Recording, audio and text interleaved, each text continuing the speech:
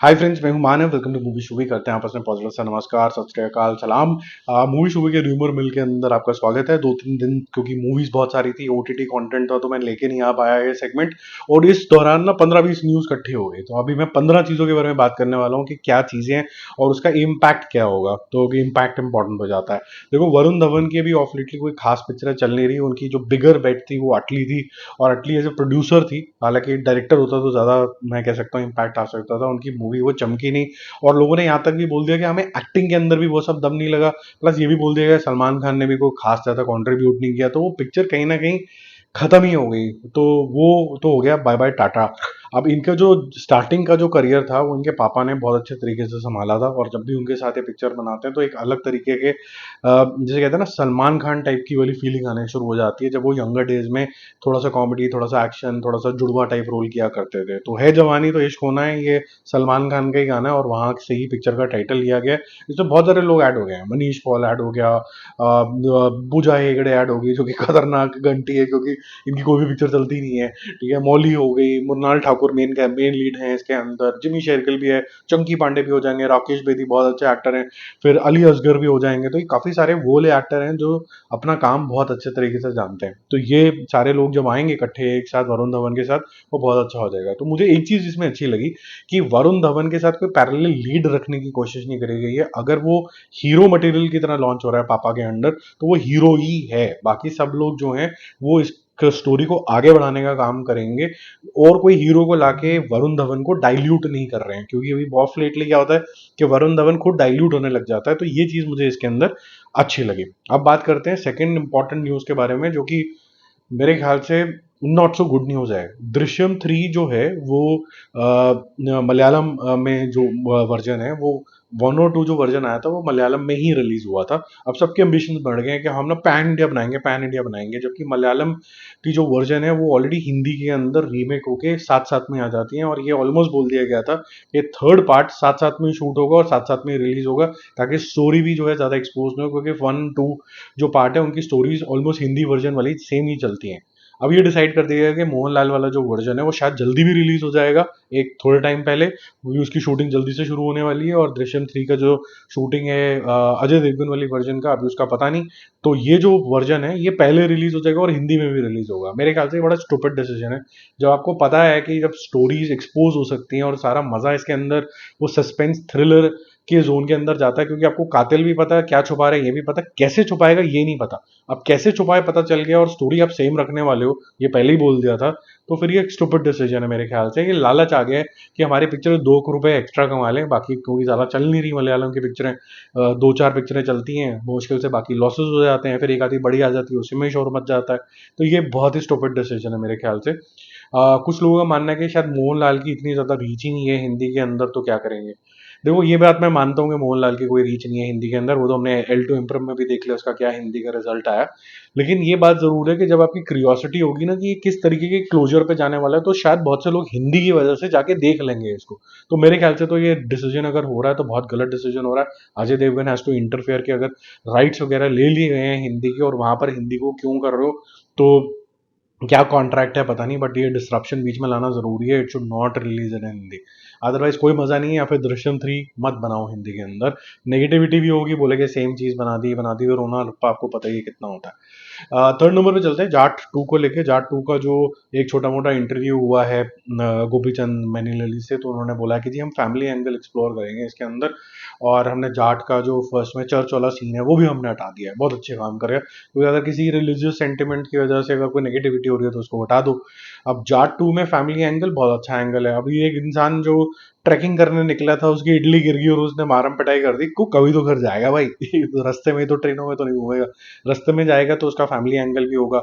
अभी आपने देखा कि जो उसके इमोशंस हैं जाट के, वो मिट्टी से जुड़े हुए थे, वो कंट्री से जुड़े हुए थे। जब इट गेट्स पर्सनल, तो तब जाट क्या करेगा, तो अब तो लपेटे और जोर जोर से पड़ेंगे। तो गोपीचंद साहब का मानना है कि अगर आपको और लपेटे देखने हैं और ज्यादा डीपर इमोशन देखने हैं, तो फैमिली को लाना बनना पड़ेगा, ताकि ये पर्सनल मैटर हो जाए। तो ये पर्सनल मैटर अब होने वाला है, और जाट भैया फिर तो पता नहीं क्या क्या उखाड़ देंगे अगर फैमिली के ऊपर बात आ गई तो। वही देखने को आपको मिलने वाला। तो मुझे लगा कि यार ये अच्छा एंगल है, क्योंकि अगर आपको ज्यादा पार्ट्स नहीं बनाने हैं जाट के, तो आपने एक देख लिया जो मिट्टी से जुड़ा हुआ है, अब डीपर जाना है तो फैमिली वाला मैटर जरूरी हो जाता है। तो अच्छा लगा मुझे ये कॉन्सेप्ट। आपको ऐसा लगा कमेंट करके बताना। बाकी चौथे नंबर पे छोटी सी खबर है कि मंदिर वंदिर आप बनाते हो, शिव जी के मंदिर जाते हो, इधर उधर जाते हो, अब उर्वशी मैडम का भी मंदिर आ गया है। तो देख लेना अगर आपको जाके वहां पर मत्था टेकना है कि नहीं टेकना है। और अगर इसको एज र्यूमर ही समझ के साइडलाइन करना है और सिर्फ हंस देना है कि यार मतलब कुछ भी, तो फिर हंस देना। ठीक है।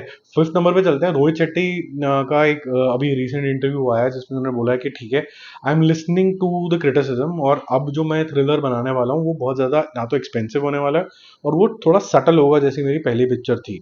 और उसके अंदर कोई बहुत ज़्यादा कोई फ्लाइंग कार्स और इस तरीके का नहीं होगा, लेकिन वो थ्रिलर ज़रूर होगा। जॉन इब्राहिम के साथ तमन्ना भाटिया उनके साथ होंगी। वीदा के अंदर भी हमने कॉम्बिनेशन देखा था और अच्छा लगा था। मुझे तो बहुत अच्छा फिट लगा था।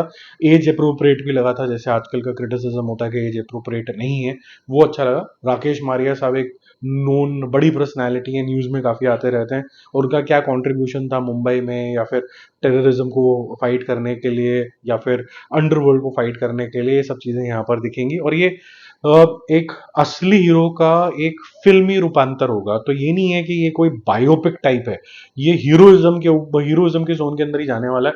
डायलॉग्स बहुत ज़्यादा हैवी होंगे, क्योंकि जैसे मैंने बताया कि बहुत ज़्यादा ओवर द टॉप नहीं होगा, तो डायलॉग्स पे काफ़ी फोकस किया जाएगा।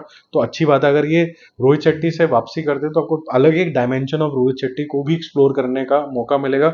और बहुत से मैं पॉडकास्ट में बोल चुका हूँ कि अगर आप इवॉल्व कर जाते हो तो पब्लिक जो होती है वो बोलते हैं ठीक है, from one point two another, अगर आपने इंप्रूवमेंट करी है तो आपके साथ हम खड़े हुए हैं, बनाए जाओ अच्छी चीजें, में एंटरटेन करते जाओ। सिक्स नंबर पे चलते हैं। रामायण का जो पार्ट टू की शूटिंग है वो मई 2025 में आ जाएगी। और जब मैंने ये रीड किया कि भाई ऐसा कुछ हो रहा है, तो मैं बोला यार जबरदस्त कॉन्फिडेंस है यार मेकर्स का कि हम रामायण क्या बनाने लगे हैं। तो रणबीर कपूर और साई पल्लवी और इवन यश, ये सब लोग लगे हुए हैं बड़ी शूटिंग वूटिंग करने के लिए। पार्ट वन रिलीज नहीं हुआ है, पार्ट टू की शूटिंग शुरू हो रही है। मेकर से लेके प्रोड्यूसर तक इतने ज्यादा कॉन्फिडेंट हैं कि ये हम लोगों के दिल में आ ही जाएंगे। तो हेड्स ऑफ यार, मतलब ये थोड़ा रिस्की भी लगता है दिमाग के अंदर, लेकिन इतना कॉन्फिडेंस है अगर कि हम जो पाथ पकड़ रहे हैं वो काफ़ी ज़्यादा ज़बरदस्त है। अभी मेरे पास कुछ अच्छे लोग हैं जो इंस्टाग्राम के ऊपर भी जुड़े हुए हैं, उन्होंने मुझे बिहाइंड द सीन्स भी भेजे हैं, जो मैं जैसे ही यहाँ पर आपको दिखाऊंगा आपको लगे, आपको तो मजे आ जाएंगे, लेकिन चैनल के ऊपर 100% स्ट्राइक आ जाएगा, क्योंकि रामायण वाले बिल्कुल कुछ लीक नहीं होने दे रहे हैं। लेकिन जैसे तैसे मेरे पास कुछ चीज़ें पहुंच रही हैं, और वो काफ़ी एक्साइटिंग चीज़ें हैं, लेट मी टेल यू। और बहुत ही ज़्यादा अभी तक जो देखा है, हो सकता है मैंने फिल्टर्ड तरीके से देखा हो, कम ही चीज़ें मेरे पास आई हैं, वो किसी भी एंगल से आदि पुरुष के जोन में नहीं है, वो रामायण के जोन के अंदर है, जो हमें पसंद है। तो होपिंग फॉर द बेस्ट कि जो कुछ भी दिख रहे हो वो वैसा ही निकले। सेवन नंबर पे चलते हैं। सेंसरशिप का बड़ा आजकल चर्चा के अंदर आता चला जा रहा है। हमने लास्ट पॉडकास्ट के अंदर भी ये बात करी थी।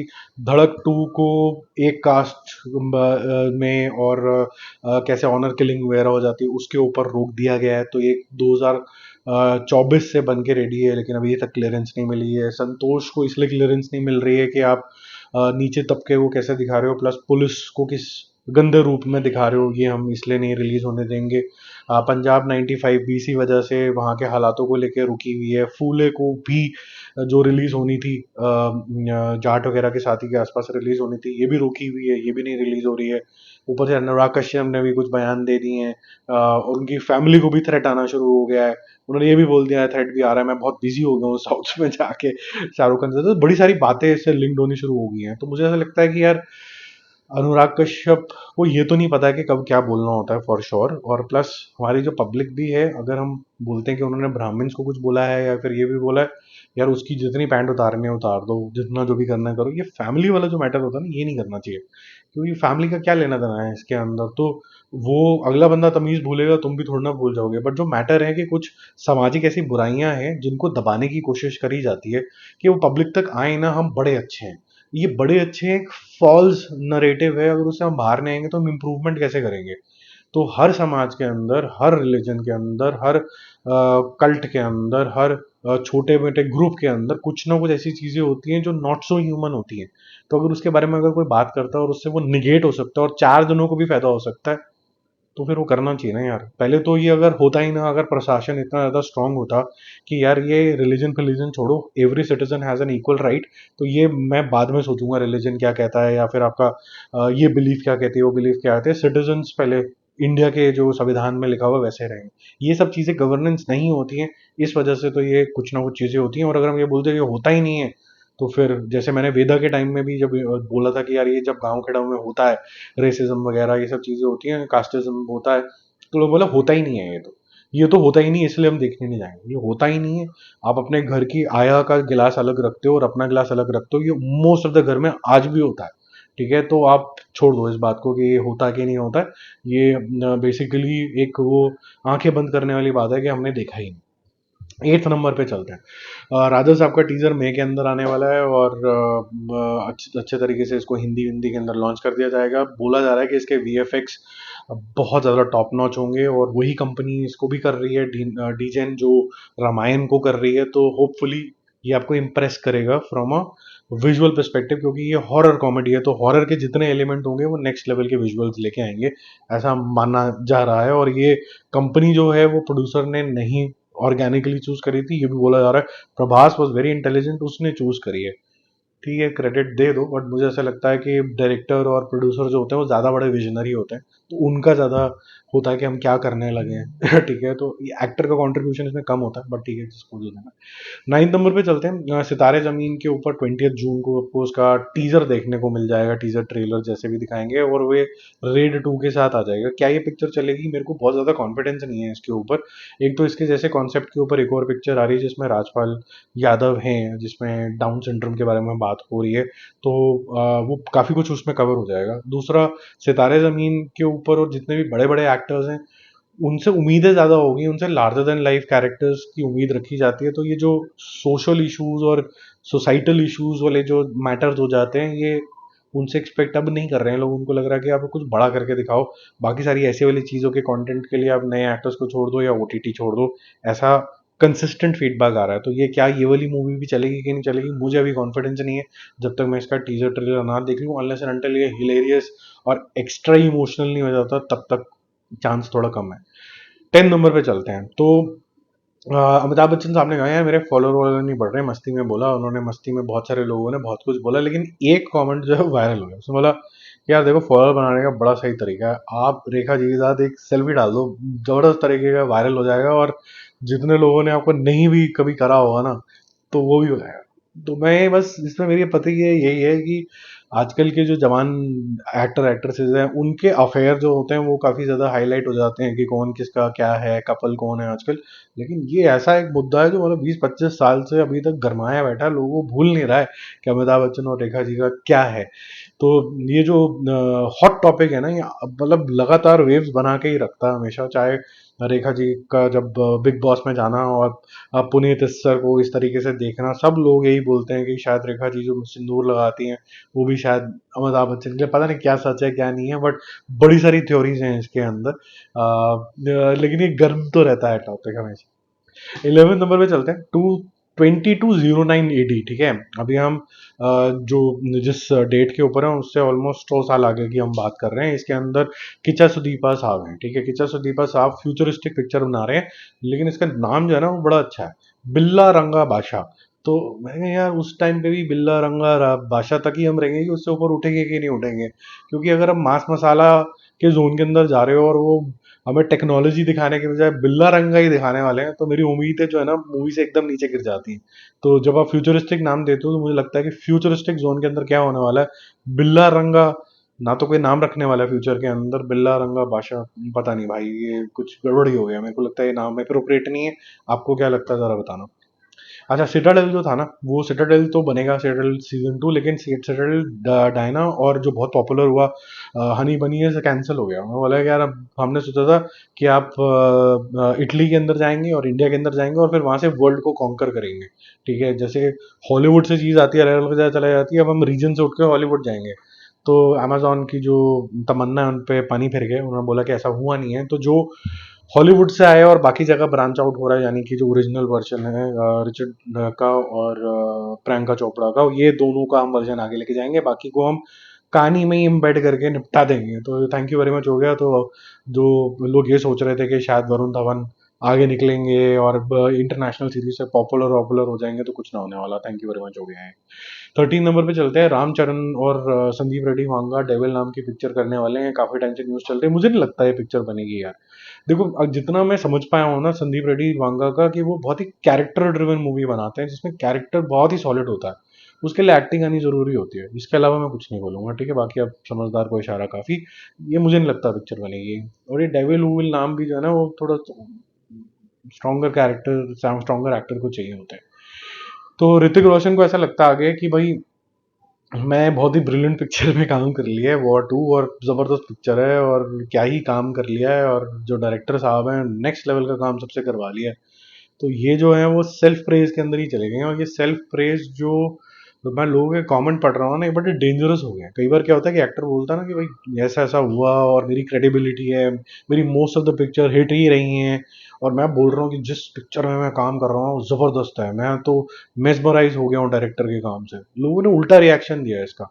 लोग डर गए हैं कि यार ये सेल्फ प्रेज में जा रहा है, कुछ बचाने की कोशिश तो नहीं कर रहा है। तो एक्चुअली में ऐसा हो रहा है ऑफ लेटली कि जो जब एक्स्ट्रा ही प्रेज के अंदर चले जाते हैं, तो आपको लगता है कि कुछ छुपाने की कोशिश कर रहे हैं। बट ऋतिक रोशन ने जितनी बार भी कोई स्टेटमेंट दी है वो ऑनेस्टी दी है। तो हम जस्ट होपिंग के, क्योंकि ये वाईआरएफ के कंट्रोल सिस्टम से ही निकल रहा है और वो कुछ इधर उधर नहीं होने देते हैं, ठीक है, तो शायद ये अच्छा ही निकल जाएगा। हीरो जो हैं वो बहुत पॉपुलर हैं, दोनों के दोनों ही, जूनियर एनटीआर और ऋतिक रोशन। तो ओपनिंग शोपनिंग में सॉलिड निकलनी चाहिए। बट जो अर्ली रिव्यूज आ रहे हैं थोड़े खतरनाक है। चलो, शाहरुख खान ने बड़े टाइम से कोई न्यूज़ नहीं दी थी, तो उन्होंने न्यूज़ बना दी। किंग की जो कास्टिंग है वो और ज़्यादा बड़ी होती चली जा रही है। और ज्वेल थीफ से जैसे ही फ्री हो जाएंगे सिद्धार्थ आनंद, वो इसकी शूटिंग भी शुरू कर देंगे मई के अंदर।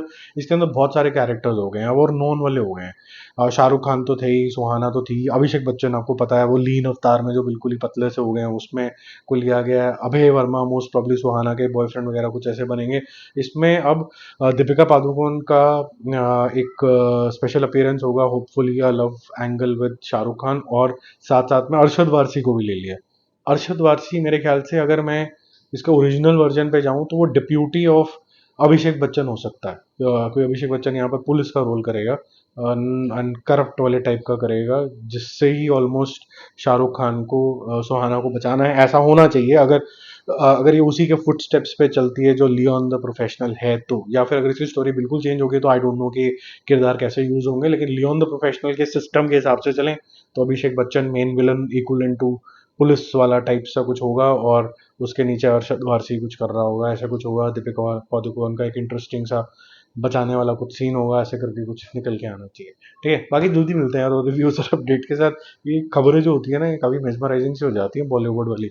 क्या हो रहा है, क्यों हो रहा है, कहाँ से कौन क्या मंदिर बनवा रहा है, अजीब ही हो जाता है। Bye bye.